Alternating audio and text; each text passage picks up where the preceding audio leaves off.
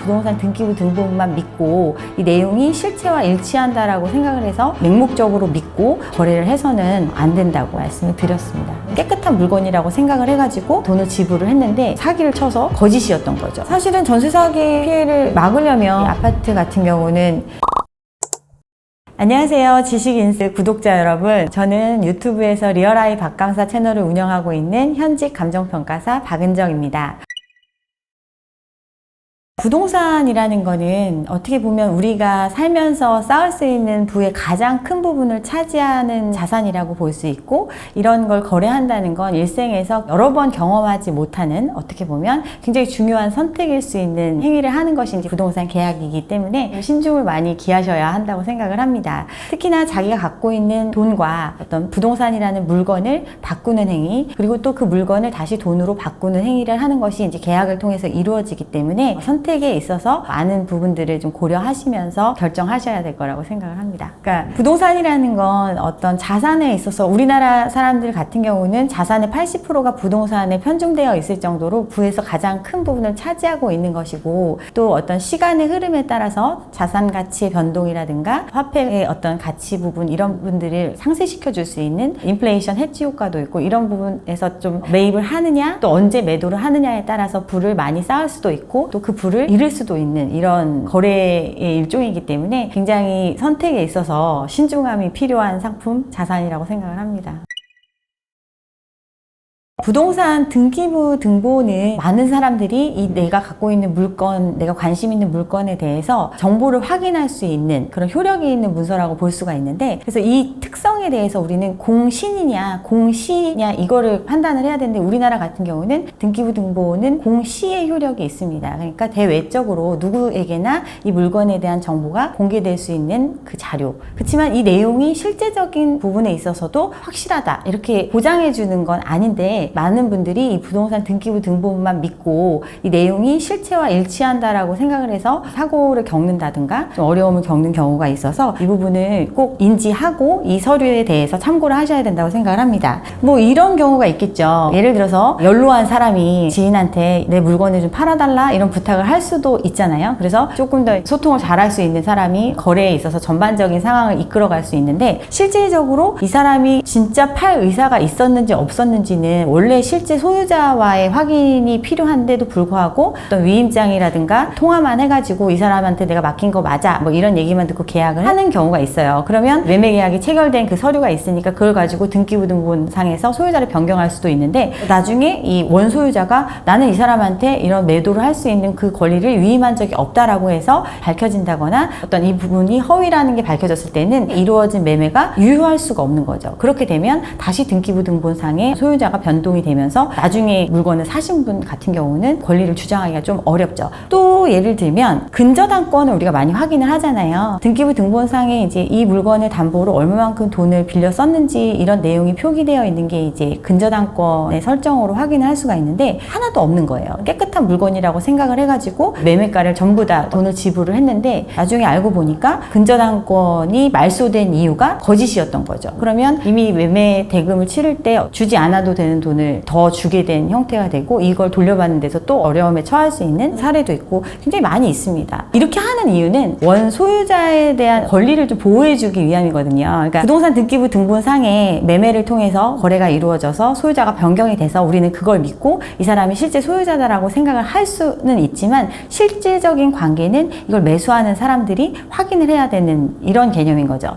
누가 사기를 쳐서 원래 자기 게 아님에도 불구하고 매매 계약을 해서 거래가 돼서 등기부 등본은 이전될 수 있지만 실질적인 소유 관계는 변경되는 게 아니거든요. 이런 부분들을 무조건 맹목적으로 믿고 어떤 거래를 해서는 안 된다고 다시 한번 매수자 입장에서는 확인하는 절차가 필요한 서류라고 볼 수 있습니다. 등기부 등본은 이제 크게 세 부분으로 이제 나누어져 있는데, 첫 번째 이제 표제부, 어떤 건물이나 토지의 기본적인 사항이 적혀 있는 것, 그리고 갑구, 을구 이렇게 세 가지로 나눠져 있어요. 갑구 같은 경우는 이제 소유권에 관련된 상황, 건물을 처음 신축을 했을 때 건물을 보존 등기하면서 이 건물을 지은 사람이 내 명의의 어떤 건물이다라고 표현해 주는 것, 그리고 또 매매를 통해서 매매가 이전되면 소유자가 누구에서 누구로 변경됐다, 이런 이력들이 쭉 나와 있는 것이 갑구에 해당이 되고요. 을구에는 소유권 외의 사항들, 근저당권이라든가 뭐 전세권, 임차권, 뭐 지상권, 이런 것들을 이게 이제 을구에 적혀 있습니다. 그래서 등기부 등본을 보면 권리관계에 대한 확인을 좀 할 수 있는 사항이라고 볼 수 있고요. 어떤 물건을 계약을 할 때도 등기부 등본상의 주소, 물건의 내용과 실질적인 계약서의 내용이 일치하는지를 확인하면서 이 물건을 정확하게, 부동산은 이제 실물이다 보니까 실제 어디 존재하고 있는 게 일치하는지를 확인할 수 있는 서류라고도 볼 수 있는 거죠. 이게 등기부 등본을 보시면 굉장히 복잡하게 받아들이실 수도 있는데, 우리가 부동산을 거래하려고 할 때는 가장 기본적인 서류라고 볼 수 있습니다. 기본적인 서류들을 다 확인을 하셔야 돼요. 등기부 등본 같은 경우는 권리에 관한 상황이라고 말씀을 드렸고, 실질적으로 이 물건에 대한 어떤 내용을 확인을 하려면 토지에 관련된 상황은 토지대장이라는 서류가 있거든요. 그 서류를 확인해서 이 토지의 면적이라든가 주소, 또 어떤 이력 같은 것들을 확인할 수 있는 거고, 건축물 대장이라는 걸 통해서 이 건물이 위법한 건축물 부분이 있는지, 또 언제 지어졌는지, 어떤 구조로 되어 있는지, 건물의 객관적인 사실 자체를 확인할 수 있는 서류, 건축물 대장 같은 것도 보통 일반적인 분들은 많이 확인을 안 하시는데 반드시 확인하셔야 됩니다. 우리가 또 주택을 많이 구입을 하시는데 방이 있고 화장실 있고 주방이 있고 이러면 다 사실은 주택이라고 생각을 하잖아요. 그렇지만 이게 실질적으로 어떤 건축법상에는 어떤 용도로 지어졌는지에 대한 확인,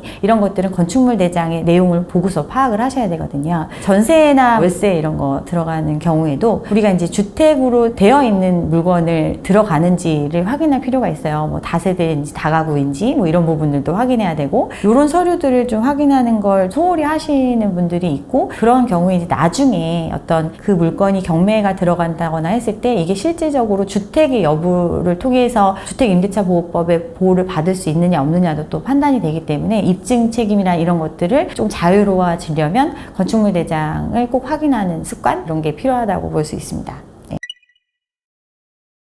점차 집값이 올라가다 보니까 금액 자체가 굉장히 절대 금액이 높아졌잖아요. 그러니까 뭐 계약금도 주고 중도금도 주고 잔금을 지불하는 형태로 가는데, 그게 뭐 하루에 다 이루어지는 게 아니라 한 달 안에 중도금을 지급을 하고 2달 후에 잔금을 치르는 형태, 뭐 이런 식으로 계약을 하잖아요. 그러면 이 금액이 어쨌든 계약이 종료되기 전에 큰 금액이 넘어가는 형태잖아요. 그럼 이 부분에 대해서 내가 중간에 어떤 사건이 발생을 했을 때 이걸 회수할 수 있는 장치가 무엇이 있을지에 대해서 고민을 해봐야 된다고 생각을 해요. 그래서 큰 금액들을 거래할 때는 소유권 이전 가등기라든가 청구권 가등기라든가 아니면은 근저당권 설정을 하는 경우가 있거든요. 30억짜리를 거래를 하는데 10억 정도를 미리 주고 몇 달 후 또는 뭐 반년 후에 내가 나머지 금액을 주기로 했다. 10억의 금원에 대해서 개인 명의로 근저당을 설정할 수 있거든요. 내가 이 사람한테 물건을 아직 인계받지 않은 상황이기 때문에 돈을 이만큼 주고 있는 상태다라고 표현해 줄 수 있는 거, 그게 이제 근저당권으로 할 수 있잖아요. 그런 식으로 어떤 보조적인 장치가 필요하다고 생각을 합니다. 권리보험도 좋죠. 근데 이제 비용이 들어서 그런데, 권리보험 같은 경우는 이런 등기부 등본이 공신력이 없는 부분을 보완할 수 있는 게 바로 이제 보험을 통해서 그 권리에 대해서 보장을 받는 거죠. 일정 비용을 내고. 그래서 사실은 큰 물건을 거래하는 경우에는 권원보험을 활용하는 경우도 굉장히 많이 있습니다. 우리가 일반적인 주택 매매나 뭐 이런 거 할 때는 그렇게까지는 하지 않잖아요. 그러니까 사실 이제 이런 부분들은 사고가 있으려면 굉장히 크게 있을 수도 있지만, 또 일반적인 사람들이 그렇게까지 막 속이면서 하진 않으니까 어떻게 보면 불필요하다고 생각해서 그동안은 많이 활성화되진 않았지만, 점차 이제 금액적으로도 높아지고 또 어떤 권리에 대해서도 굉장히 다양한 사고들이 이제 생겨나고 있는 추세다 보니까 일정 비용이 들더라도 어떤 리스크를 좀 해지하는 차원에서 권원보험을 활용하는 것도 좋은 선택이라고 생각을 합니다.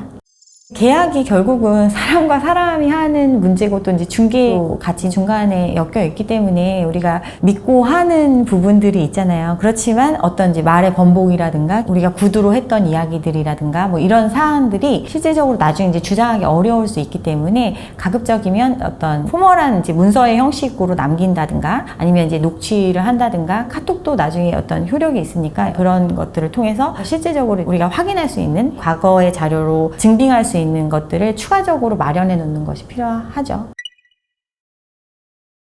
전입신고는 이사하고 이제 14일 내에 주민등록 신고를 하는 게 전입신고고, 확정일자는 임대차 계약 체결한 날짜를 구청에서 확인받는 것, 이게 확정일자거든요. 이 두 가지가 어떤 의미가 있느냐면, 전입신고는 우리가 아까 얘기했던 근저당권 설정하거나 뭐 전세권 설정하거나 이런 것들은 어떤 대항력을 가질 수 있잖아요. 남들한테 다 공개된 서류에다가 내가 이런 권리가 있다라고 남겨놓는 거니까, 일반적으로 우리가 모든 거 이사 한번 한다고 해서 그거를 막 설정하고 하기 어렵잖아요. 비용도 많이 들고. 그러니까 전입신고를 통해서 상응하는 권리를 부여를 해준 거예요. 어떻게 보면 주택 임대차 보호법에 의해서 물권적인 권리를 따로 설정하지 않더라도 전입신고를 하면 나중에 이 물건의 변동에 의해서 어떤 상황이 됐을 때, 뭐 경매가 들어간 경우겠죠. 그런 경우에도 이 사람이 계속 살 수 있는 권리를 주장할 수 있는 것, 이게 이제 대항력이 있다라고 표현을 하는데, 이런 부분들을 확정해 주는 것이 이제 전입신고. 확정일자 같은 경우도 전세를 들어가면서 어떤 돈을 지급을 하잖아요. 그럼 이걸 나중에 경매나 이런 걸 들어갔을 때 돌려받을 때 우선 변제받을 수 있는 권리를 부여받는 것, 이런 게 이제 확정일자를 받았느냐 안 받았느냐, 그리고 주택을 계속 점유하고 있느냐, 이런 부분들이 중요한 관건이 되기 때문에 이사를 하시는 경우에는 전입신고하고 확정일자를 꼭 받아라, 이렇게 둘 다 얘기들을 하시는 거죠.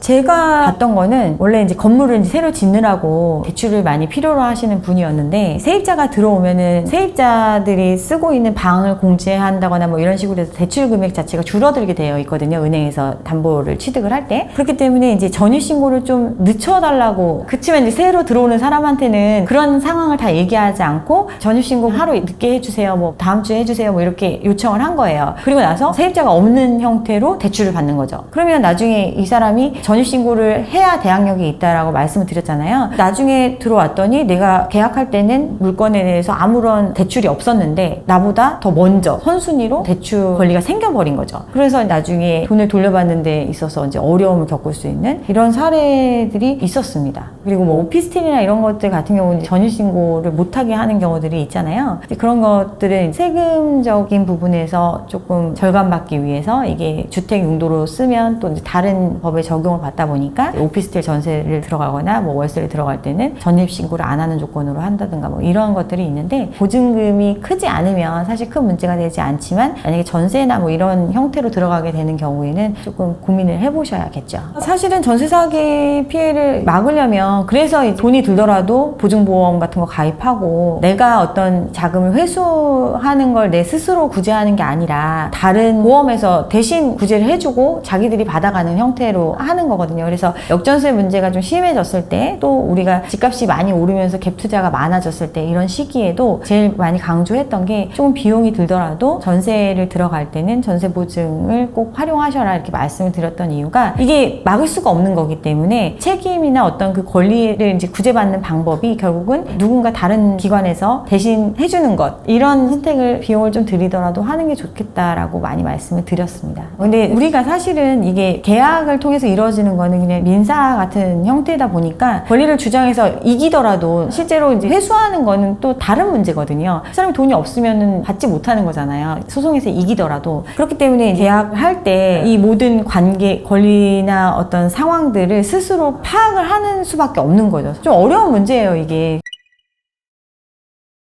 따로 뭐 정해진 건 없는데, 보통 물건 계약금은 전체 매매 금액의 한 10% 정도를 하시잖아요. 가계약금 같은 경우는 계약금의 한 10%에서 20% 정도 수준? 뭐 이 정도로 많이 하시고, 전세나 이런 것들 같은 경우는 1,200 정도 어떤 돈을, 계약을 구두로만 우리가 일단 이야기를 하는 거니까 이걸 번복하기 조금 꺼릴 정도의 상황, 이런 정도를 통상적으로 채택하는 것 같습니다. 근데 이제 가계약이라는 거는 사실 의미가 없어요. 우리가 이제 가계약을 해서 물건을 잡아두는 효과잖아요. 중개업소에서 이제 가계약금 넣으라고 이야기를 하는 게, 이 매도자가 마음이 바뀌지 않게 하고 계속 본계약으로 이루어질 수 있도록 증거금의 형태거든요. 앞으로 이런 일을 할 거야 라는 약속 같은 개념이다 보니까 실질적으로 어떤 문서를 작성해서 계약을 한 형태는 아니잖아요. 그래서 이제 가계약을 해놓고 본계약까지 안 이루어졌을 때 통상적으로는 이제 가계약금을 포기하는 형태로 많이 마무리가 되는데, 이 부분은 또 다툴 수 있는 있는 여지가 있어요. 그러니까 일종의 증거금이라고 말씀을 드렸잖아요. 그리고 보통은 우리가 통상적으로는 한다고 해놓고 안 하는 거니까 안 하게 됐을 때는 그걸 좀 포기하는 게 맞지 않아 이렇게 얘기할 수도 있지만, 따지고 들면 무조건 이게 본계약이 안 되는 경우가 서로 내용이 달라지거나 그래서 안 될 수도 있잖아요. 그런 경우는 돌려줘야 되는 돈이거든요. 그래서 이런 부분들에 있어서도 이제 좀 생각들을 많이 해보셔야 될 것 같습니다. 이제 가계약금을 중개업소 같은 경우는 거의 대부분 안 돌려줘야 된다라고 이야기를 하거든요. 그렇지만 실질적으로 이제 그 가계약금이 커진 경우에는 법리적으로 다투시는 경우들이 많이 있거든요. 그래서 금원의 성격이라든가 계약이 진행되는 내용에 따라서 실질적으로 진정한 계약금의 형태로 판단이 될 수도 있고 아닌 경우도 있기 때문에 내용을 가급적이면 문서화해서 실제 본계약과 유사하게 구체적으로 약정을 해야 되는 거죠. 우리가 이제 본계약을 어떻게 할 거다 이런 거고, 이게 만약에 깨졌을 때는 어떤 식으로 정리를 할 거다, 이런 하나의 또 다른 계약 전에 사전 계약의 의미처럼 가는 게 조금 더 나중에 분쟁을 없앨 수 있는 그런 길이라고 생각을 합니다.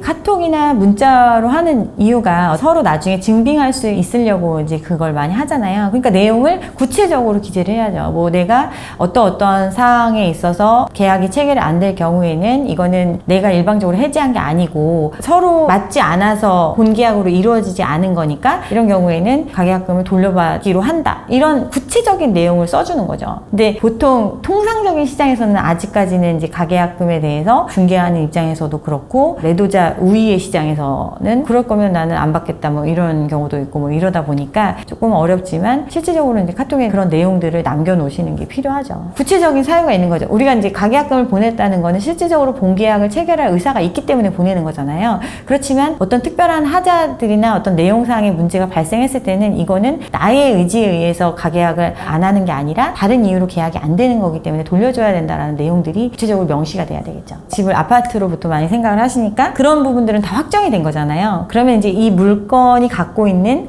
하자라든가 이 물건이 어떠한 상태인지를 파악하는 데 주력을 둔다고 생각을 하고, 제일 편한 게 우리가 집이라는 거는 거주의 공간이고 내가 실질적으로 생활하는 공간이잖아요. 그렇기 때문에 내 생활의 편의와 맞는지를 확인하는 작업이 필요하죠. 예를 들면 주차는 어떤지, 실질적으로 아파트의 외관만 보고 우리가 이 아파트를 사면 좋겠다 이렇게 생각을 하지만 실질적으로 내가 걸어서 동선으로 이동을 했을 때 또 지하 주차장이 어느 정도의 상태이고 뭐 엘리베이터 연결은 제대로 되어 있는지, 또 간혹가다 이렇게 주차 출입구 쪽에 위치한 동 같은 경우는 그 공용 부분을 많이 잡아먹기 때문에 실제로 주차를 할 수 있는 면수가 적은 경우들이 있거든요. 그러면 내가 내 집 앞에 바로 주차를 할 수 있는 게 아니라 조금 더 이제 떨어진 곳까지 갈 수도 있고 이런 부분들이 있기 때문에 실질적으로 눈으로 확인하는 작업이 필요하죠. 주차 같은 경우는. 그리고 좀 구축의 아파트들 같은 경우는 조명이라든가 관리 상태, 내가 이제 항상 이용을 해야 되니까 좀 무서울 수도 있고 뭐 이런 것들이 있잖아요. 이런 것들도 확인해 보셔야 되고, 그 다음에 복도나 엘리베이터 공용 공간들, 지금 이제 말씀드리는 거는 처음에 이제 집을 보러 갔을 때 공용이 우리가 전체적으로 활용하는 공간들이 어떤 형태로 되어 있는지를 보시는 거죠. 엘리베이터가 30층인데 2개 호가 있어서 엘리베이터가 하나가 있는지, 아니면 타워형으로 되어 있어서 엘리베이터가 2개 있어서 아침에 출근하고 퇴근할 때 시간적인 부분들이 많이 소요되진 않을지, 이런 부분들 개인의 취향이라든가 개인의 선호도들을 파악할 수 있는 거죠. 내부에 이제 가서는 매매를 하시게 되면은 인테리어나 리모델링을 해서 간다고 생각을 하면 그 안에 실제로 생활하고 있는 사람들이 어떻게 쓰고 있는지에 대한 부분보다는 구조적인 부분들에 대해서 초점을 맞춰서 보시는 거죠.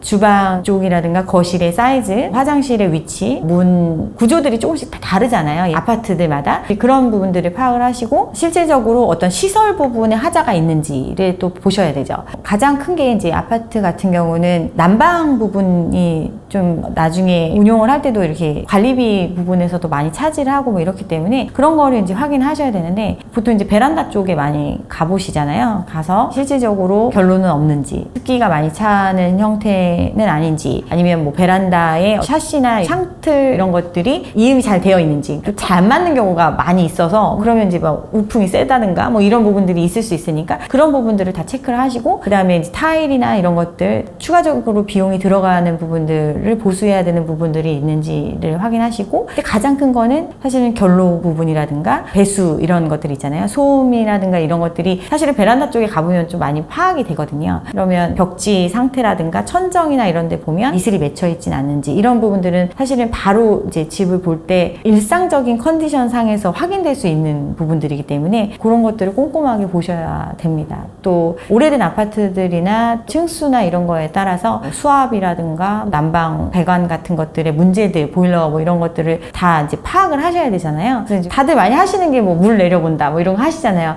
근데 그것도 한 번, 두 번 내려봐서는 사실 잘 몰라요. 그러니까 뭐 샤워기 같은 것도 좀 이렇게 틀어가지고 시간을 보고 이 물의 흐름이라든가 이런 것들도 또 체크하시는 분들도 있고, 이런 것들을 꼼꼼하게 보셔야 됩니다. 그리고 집을 볼 때는 밤에 보는 것보다는 해가 있을 때 가서 보시고, 전반적인 조망이라든가 또 이제 일조 시간대도 사실은 우리가 남양을 선호하는 이유가 해가 길 때는 이제 여름에는 좀 덜 덥고 겨울에는 좀 덜 춥고 이런 것 때문에 남양도 선호하시잖아요. 근데 그런 부분들도 통상적으로 이게 남양이야 이렇게 얘기했지만 갔을 때 아닐 수도 있거든요. 이게 좀 틀어져 있는 경우, 심하게 남동으로 되어 있다던가 남서로 되어 있다던가 이런 부분들을 좀 체감하면서 체크해 볼 필요가 있는 거죠. 이런 것들을 보시면 좋을 것 같습니다.